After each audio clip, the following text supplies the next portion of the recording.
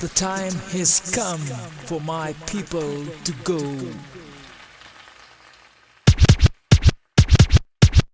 I'm not a queen, I'm a servant of the people. I'm not a king, I'm a servant of the people. It's what the people demand, and we gonna keep fighting till we get that land. I'm not a queen, I'm a servant of the people. I'm not a king, I'm a servant of the people. It's time to rise, to get what we want, we got to organize. Good morning, good day, good afternoon, good evening, good night, good people, good comrades, wherever you are in the world. This is the Pantsula podcast. We are repping the All African People's Revolutionary Party. I am Jamilah, and I am here with Comrade Jesse. The Pantsula podcast, as just mentioned, is a program of the All African People's Revolutionary Party. And the objective of the A-APRP, in short, is a unified socialist Africa. And if you need any of that information, if you have any questions about what we do, what our objectives are, what our activities are, what our line is, etc., you can contact us. You can also go to the AAPRP-INTL site. There are plenty of ways you can contact us. Before we get into this episode, though, I feel like I haven't been on in a while. This is episode 89, y'all. Yay! Yay! We doing it. Yes, we are doing it. And of course, before we begin any episode, we must honor our ancestors, because without our ancestors doing this work to inform us to do the work, we'd have nothing. So in honor of them, we do this. And who are our ancestors we are honoring today, Jesse? Yes, thank you, comrade. So today we're honoring the two ancestors, first being Martha Moumbié, who was a Cameroonian anti-colonialist writer and activist.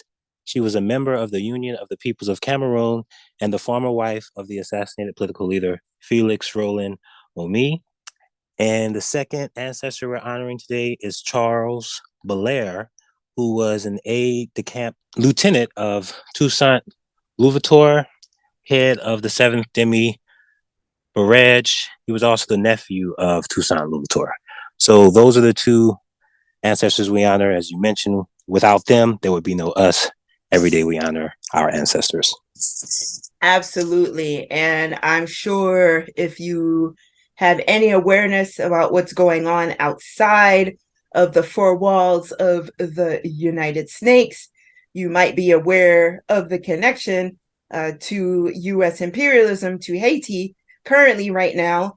And there's been some invasions over the years, and there are more moves to have more imperialist invasions. So obviously, we do not support that, and we are very open about that as the A-APRP.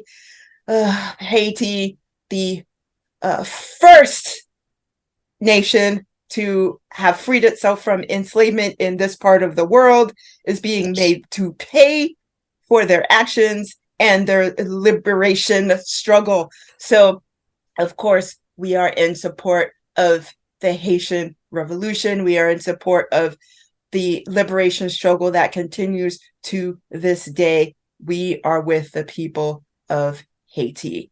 Absolutely. And I just wanted to note that. And I think that definitely is in line with what we're going to talk about today, because a lot of liberation struggles around the world are ignored in favor of particular individuals, in favor of particular subjects. And it's important to, on the other end, people say, well, don't ignore, if you just ignore those people, they'll just go away.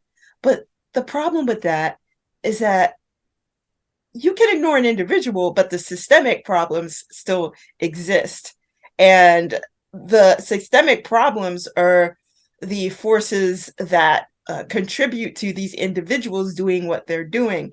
These individuals also have a platform, a major platform. Mm-hmm. So simply just ignoring these individuals, the system that enables them still is alive and well. It continues to thrive because it is an appendage of capitalism. So obviously, we've been hearing about this Kanye West fellow. Mr. West. Mr. West. We've been hearing was it Kyrie Irving? There's a lot of individuals that have been in the news lately due to whatever type of misinformation they're spreading, advocating for, unwillingly posting. They post maybe because it goes along with whatever confirmation bias they have. However, they haven't studied the information they're posting. That's a very common thing as well. What is the whole thing about facts over feelings? But right. People continue to utilize that statement even through an emotional lens. So if we do not study our own history, if we don't study the enemy's history, we're going to continue to post information through an emotional lens, through an uninformed lens, through a very reactionary lens, which is what is happening. So before I say a couple more things, what say you, Jesse? I think you're spot on about all of what you just, introduced to the conversation. I think there's just a lot of reactionary responses on all ends when people think of these celebrities and people who hold some form of position of power, whether they're athletes or on the TV screen as a singer or an actor.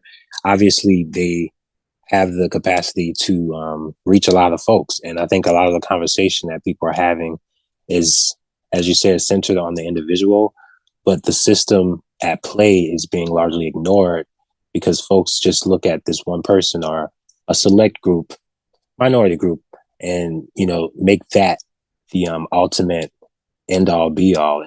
And thus there's a lot of confusion because there's not a lot of principled engagement and systems are not being examined.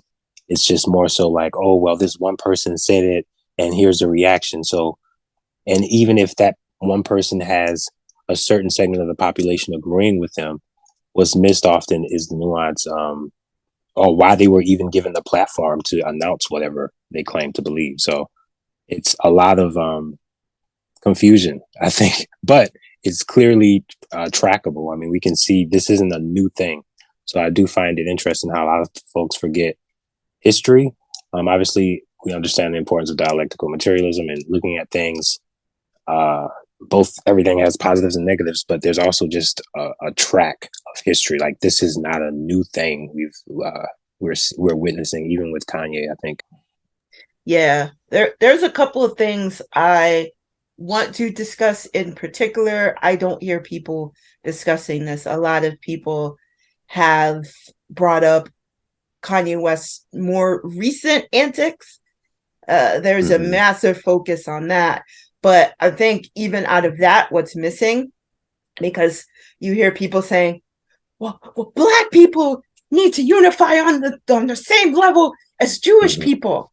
Right. And one thing that's missing is that there are African folks who are Jewish as well. Those things are not particularly separate. Right. So there are Africans around the world who practice Judaism. There's folks in Ethiopia. There's folks around the world. There are Palestinians are Semitic Palestinians, people too. Free Palestine. Right. Let's keep that real. Come on. But yeah. So there's a lot of focus on that, but it's important to look at the particular patterns that exist because people have said so many things that were anti-African over the years. There have been people who have said things that were massively anti-Semitic over the years.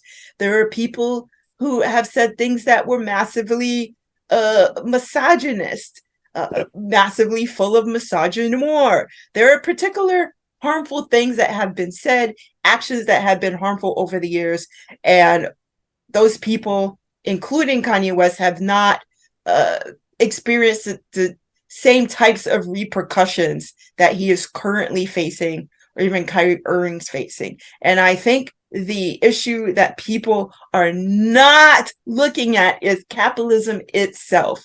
When the means of production, the ownership of the means of production are being disturbed, the profit motives being disturbed in some way, that's when the action occurs from particular forces.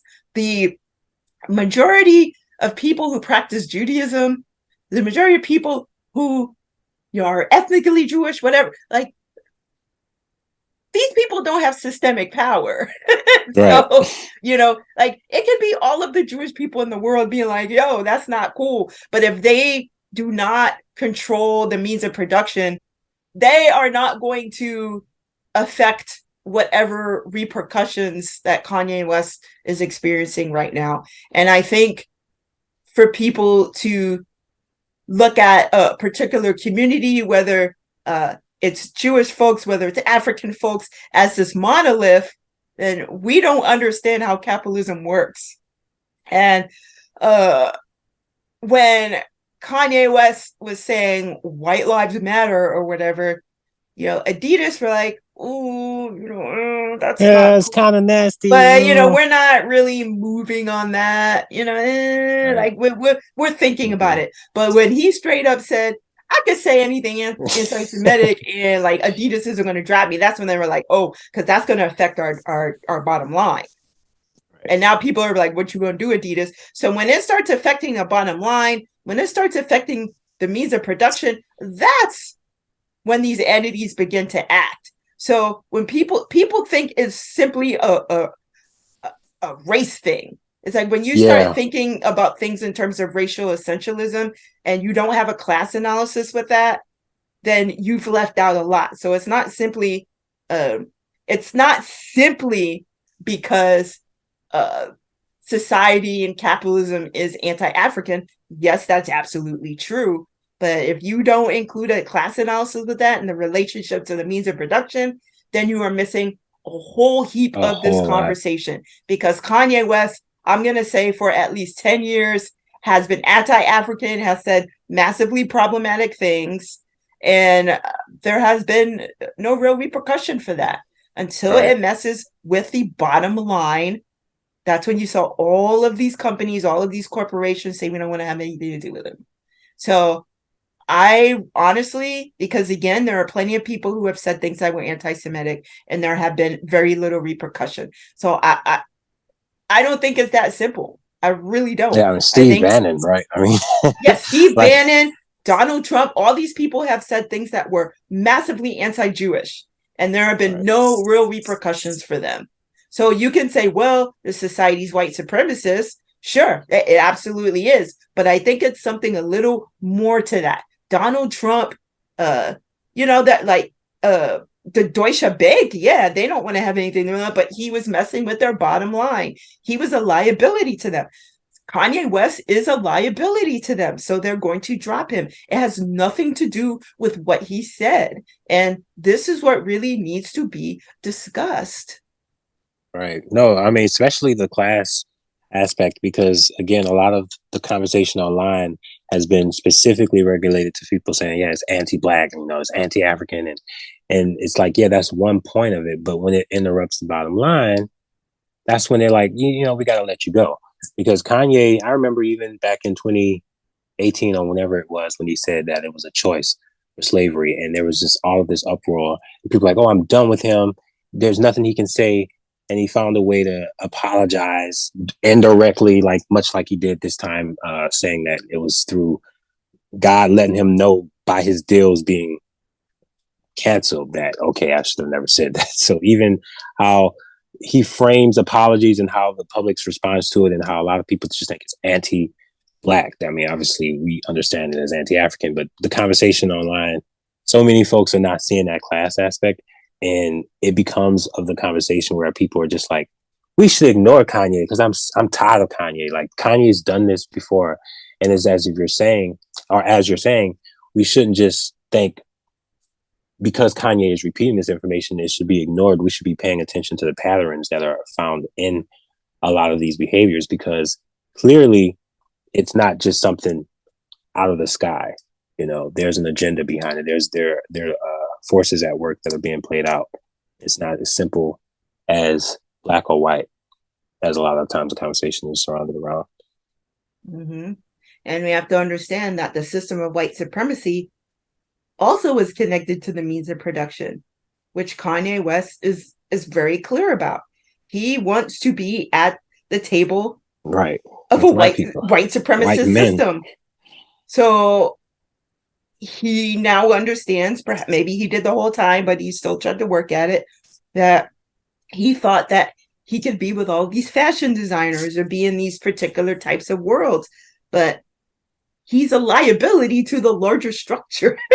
So, and it's not even necessarily his actions when people, we need to pay attention to these patterns. So when we talk about education, we talk about the importance of political education. Here is a person who straight up said that he has never read a book. Lies. That's another thing I haven't really heard people talk about too much. Right. Like there was an interview he did with it was this yoga clothing company called Aloe or something like that. And so I did look at their website, and it's just the marketing of yoga as this culture, as opposed to the unity of mind and body, which is exactly what yoga is defined as. It's the unity between mind and body. But they're selling these expensive clothes, and so they have this podcast where they're interviewing thinkers and creators, that kind of thing. So again, this is something that's being marketed. And right. So because they thought of this dude as this great thinker, this great mind, this great creative, he's does this interview. But of course, after all that happened, it got pulled. Yeah. So now even they interrupted the bottom line. Right, exactly. So even they pulled this interview. And because I went to go look at it again, it was gone. Yep. So I know I saw it before it left. Yeah, in this interview with this yoga company, clothing company, so they're marketing, like positivity. It's very interesting. So yeah, he talks about how for him, reading is like eating Brussels sprouts or something. He's comparing it to something that tends to be stereotypically disliked, and which is interesting to me because his father is a Panther, and the first line of defense is political education in the Panthers. You cannot get around that. Right. His mother was an English professor, was she not? Yeah. So how can you go about your life without having read a book? That makes no sense to me. Your father was a Panther and your mother was an educator. You can't sit here and tell me you never read a book. You can sit here and say possibly that you've never sat and studied a book. I would be like, yeah, I can see that. But sit here and say you've never read a book, that doesn't make any sense to me.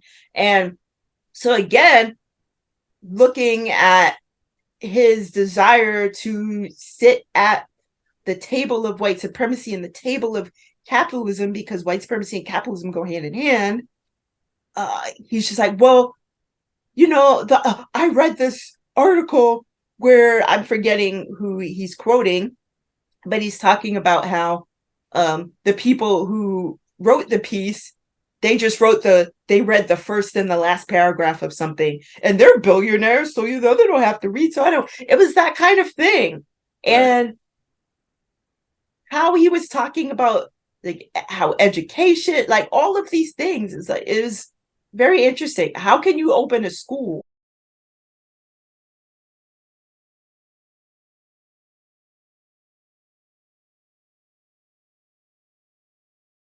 A school that had been open at one point, and there's no reading. I just to disrespect the legacies of people who organized for liberation, who fought hard to read a book, and you are sitting here saying, I have never read, and essentially saying it's not necessary to read a book. You're not understanding the exploitation of labor. The people who stand the more to gain from capitalism, they have had money in their families. So many of them. It just astounds me that maybe he really hasn't read that much, because if right, with the legacies of Dow, the legacies of Monsanto, the legacies of the Oppenheimers, those diamonds that you wear, it's the Oppenheimers, like that's generational wealth.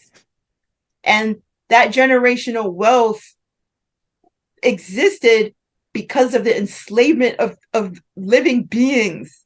It existed Right. because of the exploitation of labor. Like people just didn't gain wealth because they were like, oh, I just came up with this business idea. Steve Jobs, Elon Right. Musk, they stole people's Elon, ideas. they stole those ideas. They and stole people's copyrighted them. ideas and Yeah. generated massive amounts of wealth. And you don't become a billionaire without exploiting labor, without exploiting resources. So that's the angle he's coming on. If he wants to make that much money, he has to be willing to do that. And I feel like just from his actions, he was absolutely willing to do that. But he was also like just begging at the table of Adidas, begging at the table of Balenciaga, like all of these companies. Like if you really were a divergent thinking or whatever, free thinking, then you would also utilize those examples of the people you worship, the people who did exploit labor and work to do that. So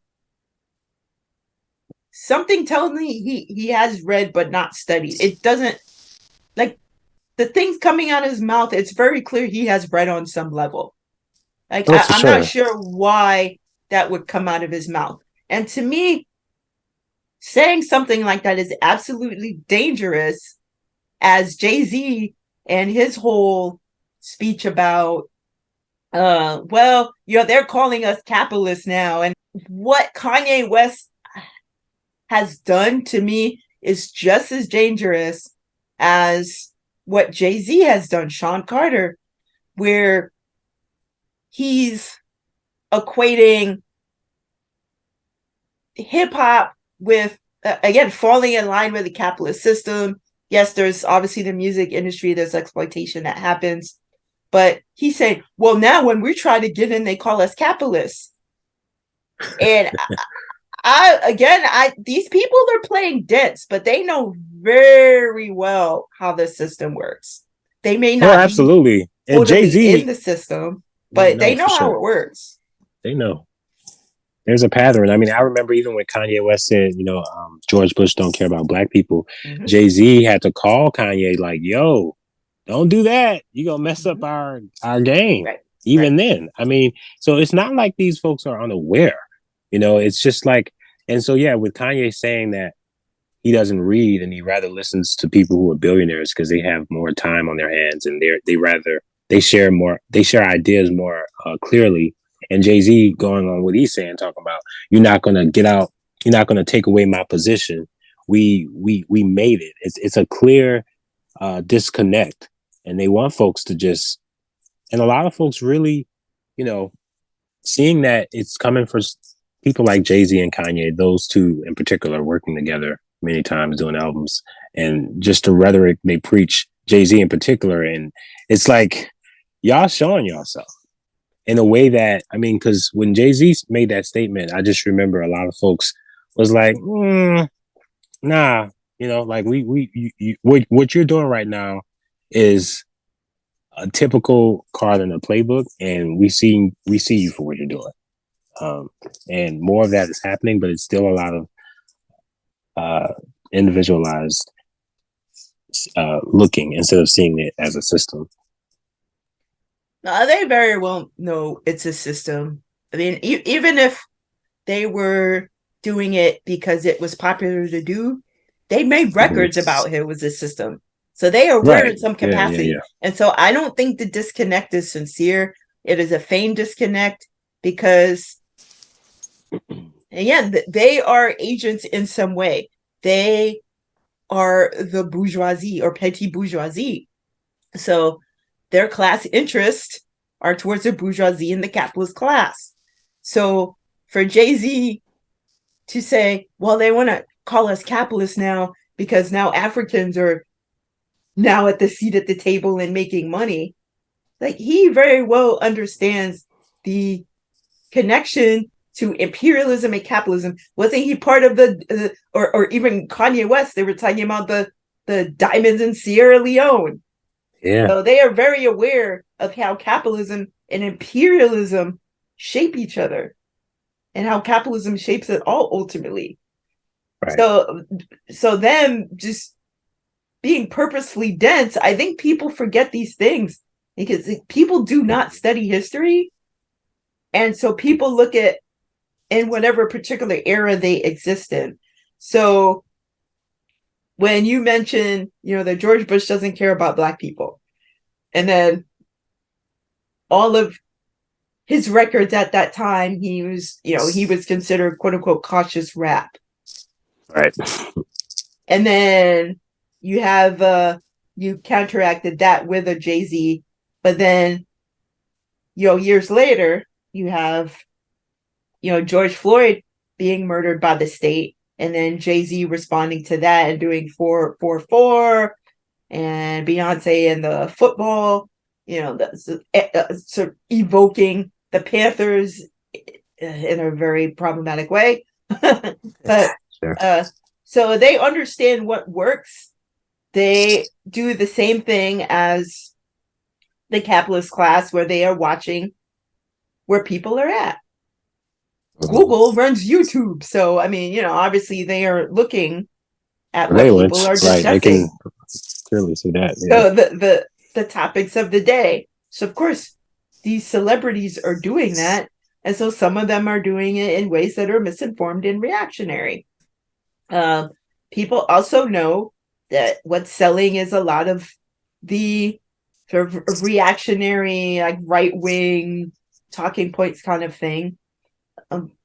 And so Kanye West somehow gravitated towards that. But he's been doing that for all about 10 years. 10 years, right. This isn't a new... And so people are surprised this is happening now. So when he was saying that, slavery was a choice, that Harriet Tubman didn't do anything for anybody. All she did was bring Africans back to white people. And this was when he was supposedly running for president.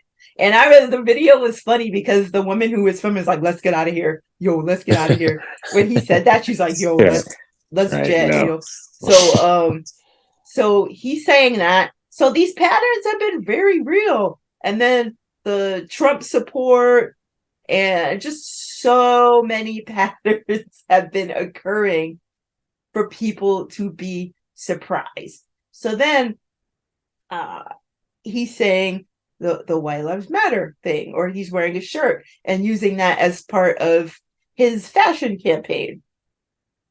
So I think people saw that as, well, that's just his antics or whatever. He's just being contrary. I know, but this is part of a pattern. So him saying slavery was a choice because people chose to be in enslavement for 400 years. So that was also him being a free thinker and contrary, right? And right. There are particular patterns that have existed for this person. And so then when, he's making anti-Jewish comments, so that, like, what makes that so different? That is another part of the pattern, that he is saying white supremacist talking points. Like, this is nothing new for him. And so I'm not sure what people are losing. I'm not sure why people are like, well, he's a free thinker. Like, how can you be a free thinker when you are literally echoing the status quo? That makes no sense. Right. That makes no sense. The people like Jordan Peterson and Joe Rogan and all of these think tanks, Tucker Carlson, those are Piers Morgan. Like, these are the folks that are known white supremacists that have large platforms. How is he thinking freely when he's giving that same type of rhetoric? It makes zero sense. And it's not supposed to make sense because capitalism intends to confuse you all the time. And I think a lot of folks are just confused because they are accepting it as some form of, like, oh, they're doing. And I remember telling this to a friend of mine. I'm like, if Kanye West was so targeted, then why does he have this platform?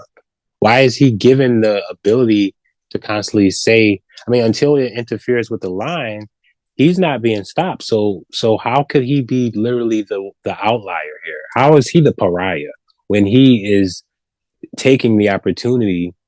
And when he said that statement, when he said, "Oh, I can say anti-Semitic things and I won't be canceled," and then as soon as he said that, Adidas was like, "Well, all right.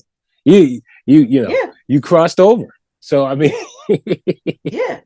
And notice, people aren't discussing Zionism, which is an ideological framework as opposed to a spiritual practice framework. Mm-hmm. So when you are not getting into that, which, they're not, I mean, there may be a mention or two of it, but it's really not where they're getting at. Because he's never used the word Zionism, talking about a particular group of people run things, like, right. That's just reactionary. And it's race essentialist. And it's historically wrong. So it's just wrong. So yes, if you want to talk about Hollywood, there are Jewish historians that have talked about this, like film historians, Jewish historians that have discussed the reason why it said that Jews run Hollywood is, when you had folks, particularly Eastern European Jews, like there was a ton of anti-Semitism that was going around, and folks were rejected in most industries, and folks of Eastern European descent were able to create a network that is now Hollywood. But that doesn't mean the Jews run Hollywood.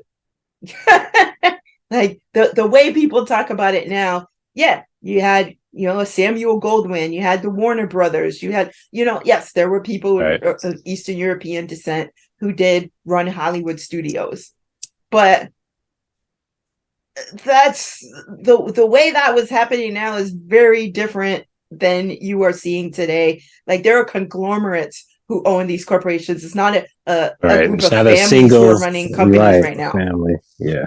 It's like multinational corporations. There are banks that run these companies now. Like we're not thinking about that. So Hollywood is the fourth wing of the government. So to say that, like, that's just factually incorrect. It is absolutely like xenophobic. Like if you like, because it really does get into the fear of quote unquote foreigners. Yeah. That's what xenophobia is. But so it gets into all these reactionary measures that are just factually incorrect, particularly in this day and age. And if you really want to get into, again, the history of Jewish people in Hollywood, there's a reason that existed. It was a network of safety in many cases. So right, yeah, yeah, because that was the only space people had. So it's not like, hey, we have a plot to take over the world. That doesn't make any sense. And so then you get into like the plot to take over the world. Then you get into anti-communism. So there's a lot of right-wing talking points. It's just like Jews run things. Like we have to understand the history behind that. And again, the connection to the means of production. We have to really, really look at all of this. And so then when you have Kanye West doing these reactionary talking points and people going, yeah, that's true, because of confirmation bias, without people looking at the histories, looking at who's actually running. Like if you look at, these presidential candidates, if you look at, again, the companies, you can easily find, if you do research, who's actually running companies. It is not a cabal of Jewish people. Right. It's just not. So come on. So yeah, like if we really want to get into it again, if we're really serious about doing this work, if we're really serious about liberation, I know people, but I just saw something about a church buying up a whole or renting out a whole movie theater to watch Black Panther. So as all of this is going on, of course they're like, Black Panther.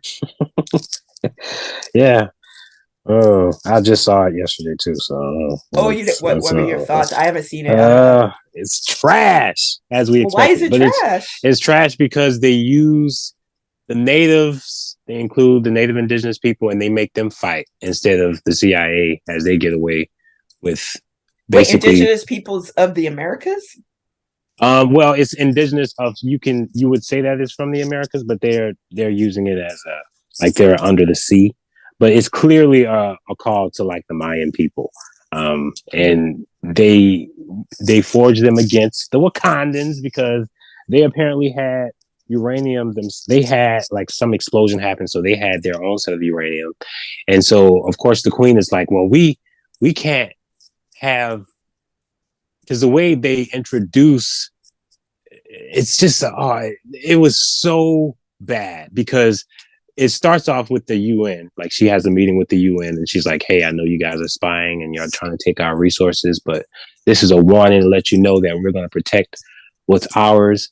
But then when I believe his name was Aten, the character, the indigenous character comes in, he's immediately seen as a threat because he comes in without introducing himself. But he tells her clearly, he's like, hey, we need to fight together to overthrow the CIA.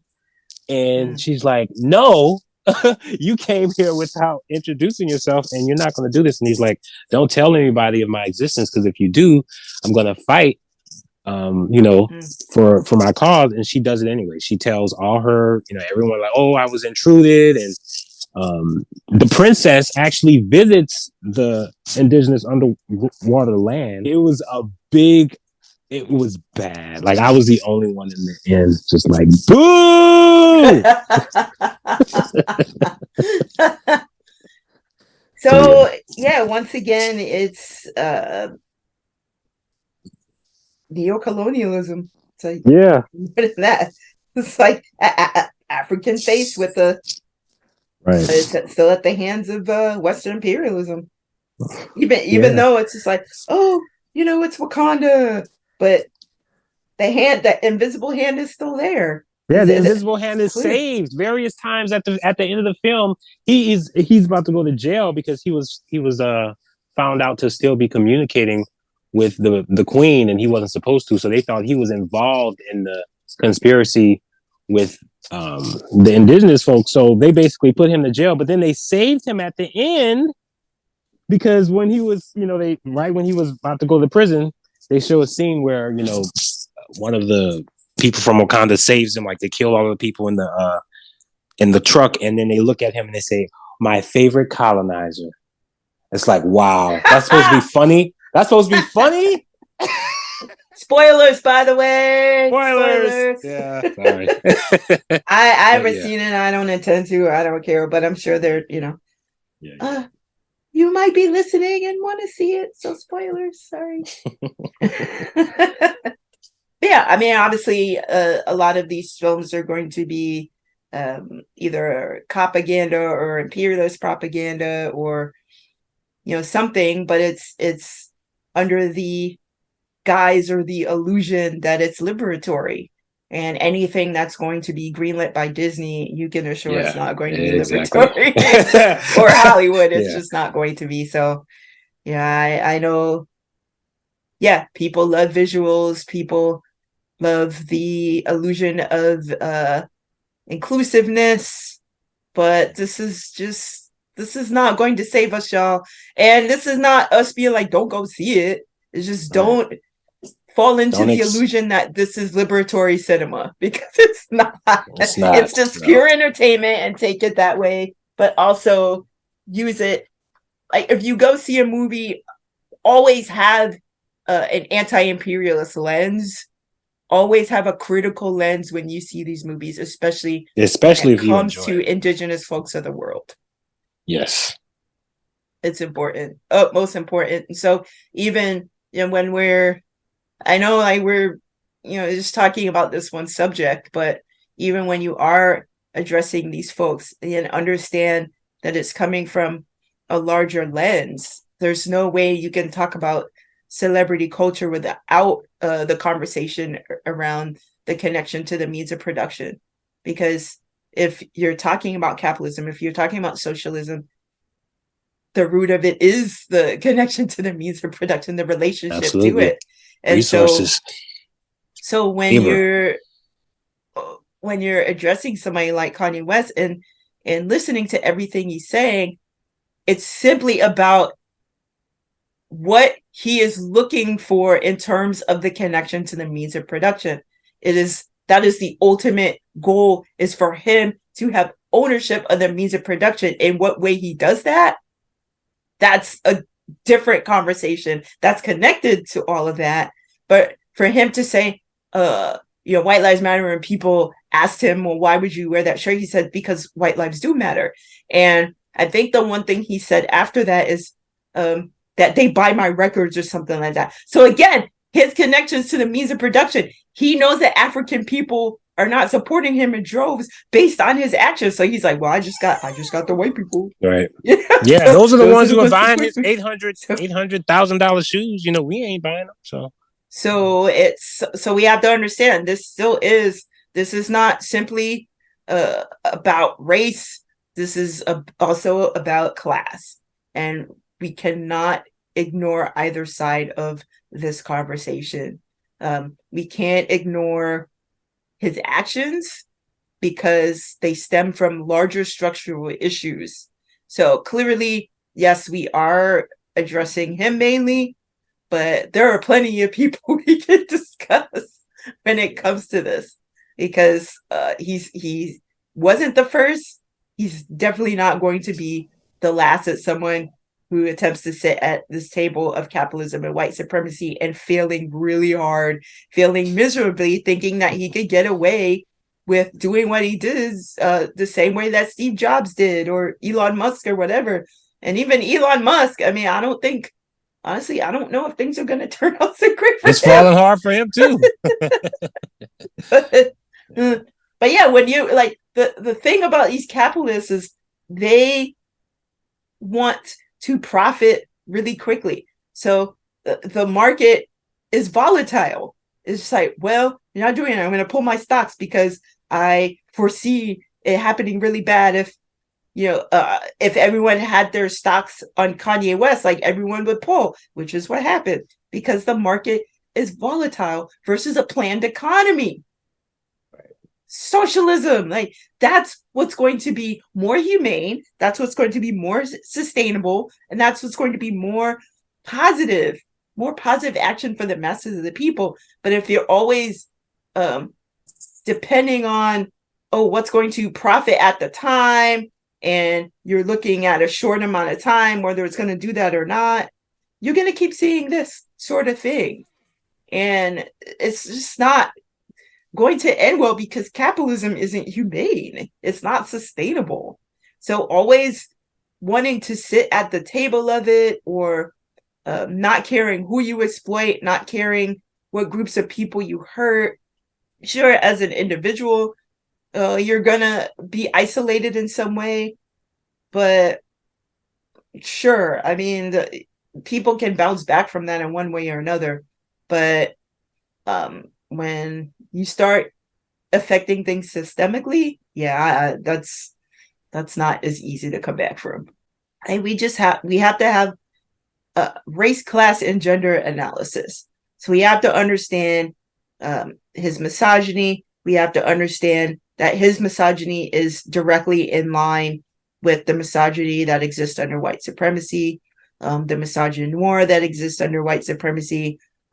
He is directly in line with all of that because his aim is to sit at the table of that.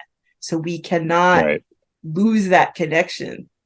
Like the fact that he, in one way or another has idealized whiteness, whether that's through a white type of femininity, whether that's through the whiteness of capitalism, whatever. But even with that, he ended up stalking his ex-wife and using racial essentialism to attack her. I mean, like, well, my black daughters, using that. But he has practiced white supremacy. And so this idea, just because he's African, doesn't, white supremacy is ideological. Yeah. So he's been practicing it for years. But now people are, for some reason, it's starting to click for people, but this has been a pattern. So if this man is willing to attack his and again, whiteness is also ideological. So if he is willing to attack his white ex-wife and then use his children, say, my black daughters, like, best believe, like, he's doing the same thing as, like, my black husband attacked me. You know, I mean, he's doing the same exact thing, but it's flipped around. So he is using these same white supremacist tactics on his white wife. Yeah. So, like, so if he's willing to do that to a woman who is white presenting, who associates with whiteness, whatever, if he's willing to do that, and all this stuff falls in line. So we have to understand that all of this is connected to the means of production. Like, anyone riding that hard to sit at the seat of capitalism, there are going to be repercussions for that because it's systemic. Like, we can't look at this as individual. We can't. So that this is why we cannot ignore this individual. I mean, we don't have to talk about this individual at length, but we cannot ignore him because it is not about him. Right. It's a system. It's a systemic issue. System. Absolutely. So it's like Amilcar Cabral and many others over time have said, you can kill the individual, but you cannot kill the will of the people. And so the more the masses fight harder towards their liberation, the capitalists are also fighting hard to uphold their system. And so I know people are happy that Lula won the presidency in Brazil. Like, we know his history with Haiti. So, you know, he's had a history with the labor movements and everything, but people are saying, well, it's a step towards democracy because you just had a whole number of years of outright fascism in Brazil. So, you know, again, all these connections, like, but the point is that, you know, the world understands the damaging effects of capitalism. The world, people are like, well, I don't know, it's not happening fast enough. Capitalism is centuries upon centuries old. Do you really think that capitalism is going to end in like a year, 2, 3 years, 10, 20 years? Of course not. But we do see a wave around the world moving towards socialism. So this is the reality that's happening right now. And so agents like Kanye West, agents like Jay-Z are being used right now to maintain and uphold this reactionary, this harmful, inhumane system. And, you know, they're willing to die on that hill. I don't know. I don't know why. That's not good for your health, but as we can see. But yeah, like, we just see the world not standing for it at this point. So I just see that as a good thing. And I think that's a really good note to end on here. Right on. Right on. We got to be politically educated so that we're aware of the systems and do what we need to do to organize against, you know, this constant confusion and oppressor of capitalism and imperialism. So right on to that. And we want to remind you all that we have plenty of other comrades doing this work, sharing podcasts like this. You can catch our ancestors' voices. Also, we have the Forward Ever on Spotify. Yeah, Forward Ever podcast. We have the weekly, but it's like every other week, Pan-African News. There's the Revolutionary African Women podcast. So there are many sources. Burn It Down with Kim Brown. Burn It Down with Kim Brown. I mean, there are lots Black Power of Media. Yeah. Black Power Media. Yeah, the Danny Haifong. There are many Report. Many sources that we have with this type of information. Yeah, we kept it a little bit casual today, but the utmost important thing is that political education is the thing that's really going to save us So obviously there are many weapons of defense that we can use, material, but we're also talking about defense in terms of political education. That is always going to be your first line of defense, because you're going to have a bunch of people with weapons and no political education. See how that turns out. Okay. So yeah, first line of defense is always going to be political education. If you see something, do your own research to see where that person's position is at. Don't simply believe it because it sounds good to you, or you may agree with it, because there's some things that you may agree on, and when you actually study those things, it might change your worldview. And we should always be opening to having our worldview changed in one way or another, even if it is a worldview that we agree with. So again, yes, political education is the first line of defense that we must have in this world if we're going to make it. No, absolutely. Gotta be armed with that PE. Yes, absolutely. PE, that's what we PE. There's also the Forward Ever shop. The information will be in the description. Do people even read descriptions anymore? I do. I don't know about anybody else. But all of the things we're talking about will be in the descriptions. Thank you so much for listening. Again, yeah, they've been pretty casual. I actually had 5 meetings on this. So it's I've been up since 6 a.m. So it's been a very interesting day. And I just, this work is important. So I will be up doing this. And I just don't know. I love my people. I love our people. I love this work. And that's how we gonna do it. This revolutionary love causes us to stay up and do 5. I mean, shout out to Comrade Jamilah, because she been up. Thank you for doing this podcast with me, and we hope that you all enjoyed it and you can connect with all of the work that's being done, because we know the only way to go is forward. That's right. Forward ever. Backwards. Forward ever. Never.